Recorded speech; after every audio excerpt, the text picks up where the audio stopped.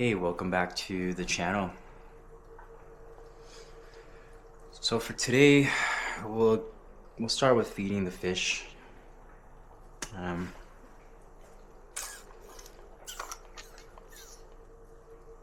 This one is showing a bit of color, so I think it's like at juvenile, they still show that horizontal stripe on their body, kind of like being stressed out.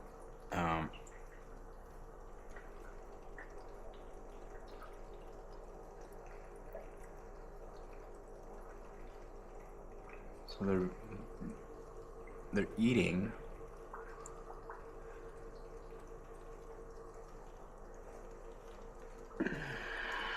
I'm not gonna feed that.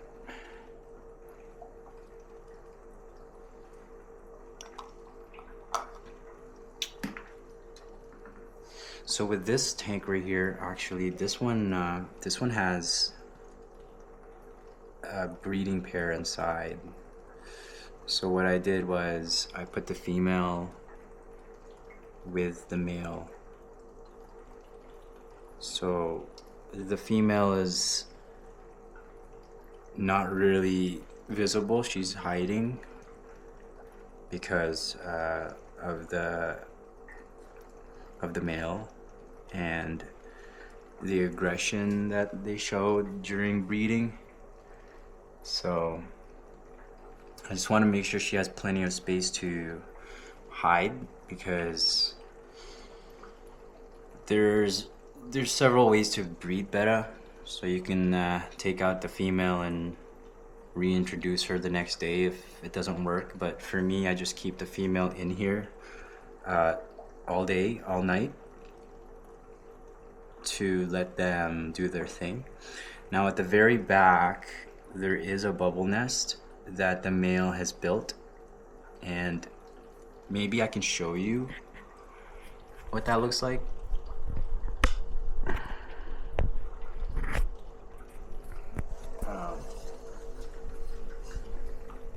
I don't know if you can see it, but I'm not really sure. But it's back there for sure. Just gotta be patient. And like I said in the previous video, the male Imbellis, or the what I find is that the Betta Imbellis don't really need much bubbles to create their bubble nest. They will literally breed with a small bubble nest. So this one is sort of a decent size. It's a little bit bigger than himself, and we're just trying to see what happens here.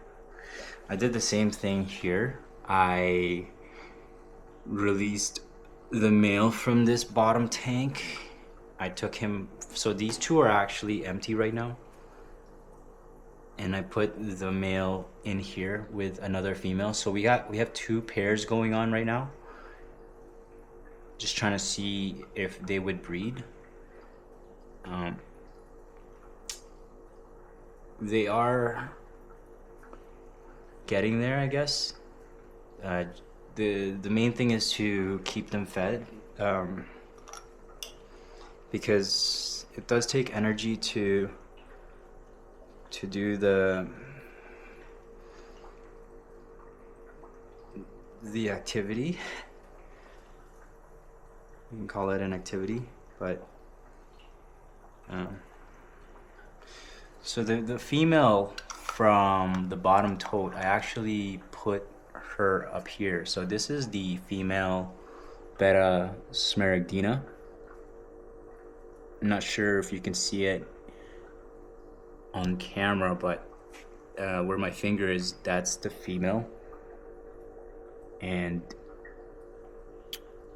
the way I can tell is they have that white dot coming out of their anal fin, I guess.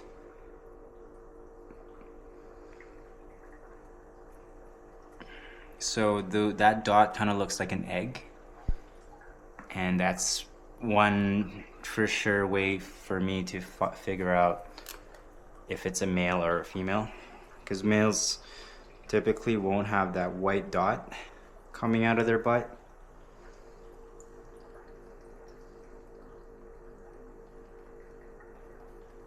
So I'm just finishing up feeding here. Might actually feed the fry as well. So I didn't want to neglect the guppies and the endlers that I have here.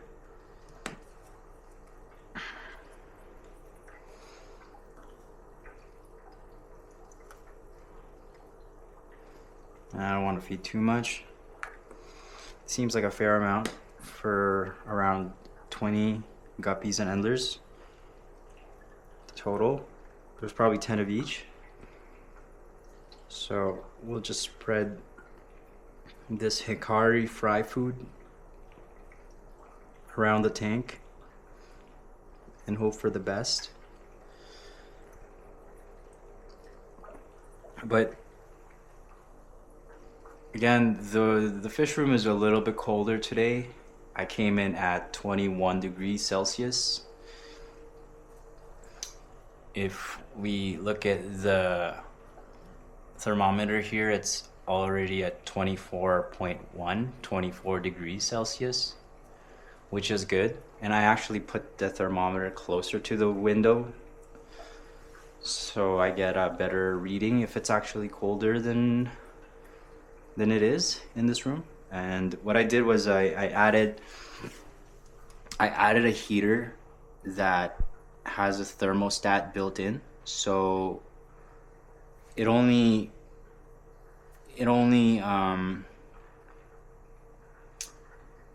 works if it's colder than the preset temperature range. So right now I have it set to 23 degrees Celsius. So if the room is anywhere below 20 or above, or actually below 23, then the heater kicks in automatically and heats up the fish room and maintains that 23 degrees. So instead of me heating up the entire unit using my baseboard heaters and the thermostat I have outside in the living room, I just isolate the fish room in one system with this one heater. So I highly recommend getting a heater that has a built-in thermostat. So if you have one that is just a manual heater, then you can also buy those devices that can thermostat plug-in that you can plug the heater into to turn it into a sort of like a smart heater.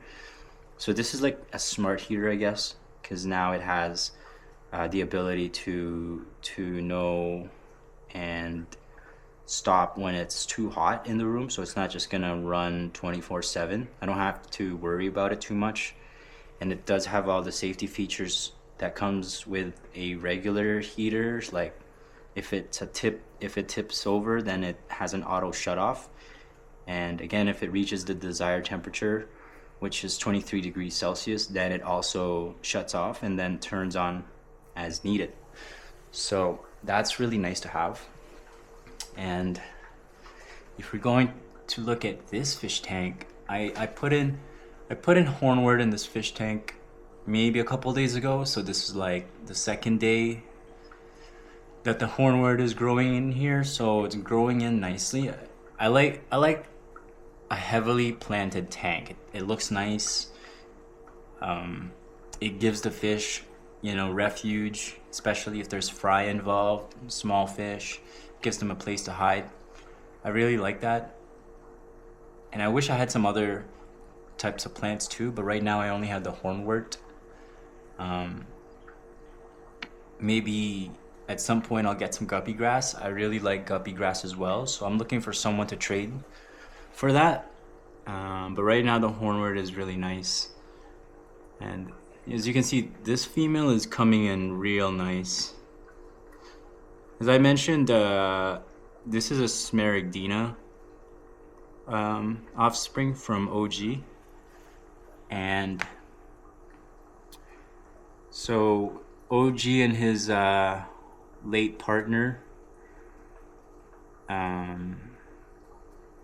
were breeding. I bred them successfully, and they, they spawned 4, but, or maybe more than that, like 6, but over time 3 did not make it. It's just the way it goes when raising fry. So these are like the only 3 that survived from that batch. I wish they had more, maybe like close to like 50 to 100, but I was only lucky enough to get 6, and the survival rate was cut in half, so only 3 survived. And I tried my best to give them the best conditions to live in, but out of those 3, I think I only got 1 female, and this is the 1 female. So I'm kind of grateful for that, because we can keep the lineage going, and we're gonna have a 2nd generation. I'm gonna breed her with OG, and I know that sounds kind of gross because this is OG's daughter. But in the fish world, that I don't think they really care about that. But I think maybe after 2-3 generation I'll stop, because inbreeding, is not really good for overall health. And maybe the 5th generation of fish might have some issues. So I want to mix things up, maybe get another Smaragdina somewhere else, source it somewhere else, and then start it all over again. But I don't want to keep inbreeding them so too much. I also moved the crayfish here. So if you see the crayfish in the previous videos, he was actually in this tank. I think he's more suited in this tank because this tank looks very orangey, and he is orange. He's like a lobster, a mini lobster, and he's loving it.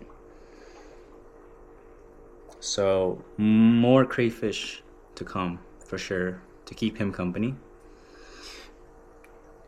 And also I needed something to clean up the tank, so he's doing a great job of cleaning this tank as well. So I really like that. And as for this tank, we got the shrimp in there, but I can't really see any of the shrimp. They're hiding. One thing I didn't mention is that I have assassin snails, so they've been dormant for quite some time. So with snails in general, they tend to be dormant for an extended period of time, so it might seem like they're dead, but they're not. That's one thing to keep in mind when keeping snails. And that's what I found. When I had the nerite snail, I thought it was dead and I threw it out. So that wasn't a good idea. But now that I know that this is a male for sure, I'm still convinced this is a male, but it could be a female. It could turn out to be a female. I'm just not sure. We'll keep an eye out on that, but I'm planning on giving one of them away to someone when they're old enough. So yeah, I don't really know. We'll see what I do with that. And as for the fluval vacation food, this is day 5 or day 4. I'm losing count, but day 5 of the fluval vacation food, and it's holding up pretty well. I haven't fed the male Betta in 4 days, so I'm pretty sure he's just eating the vacation food here. So that's really good. I guess it's working. And yeah, we're just gonna keep an eye on these 2 pairs, because I put them together now, and the males are showing their colors to obviously attract the female, and the females are showing their breeding stripe to show that they are receptive of the males. and that they're ready to breed. And the one behavior that is a telltale sign as well, along with the breeding stripes for the female, is when they bow their heads towards the male. So if you see the female kind of like bowing their head, it's a submissive move, basically letting the males know, like, hey,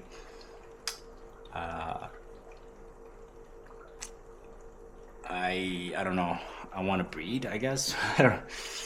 So that's one thing to keep in mind. And this one right here is crazy. I mentioned this in the previous video, but the purling is still going crazy here. I think it's because it's directly underneath this light bar here, and it's just a lot of what is that called?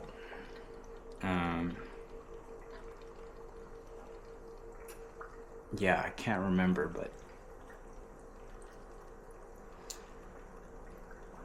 it seems like all of them are purling up still.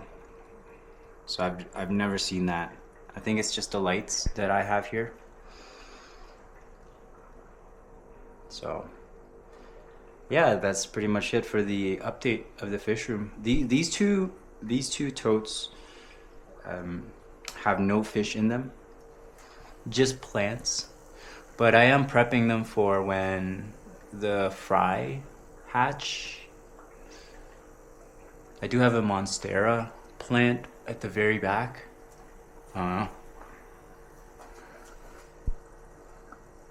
Can't really see the monstera because it's all the way at the back, but I'm trying to grow that monstera out. We'll see where that goes. So, yeah, I think that's it for this video.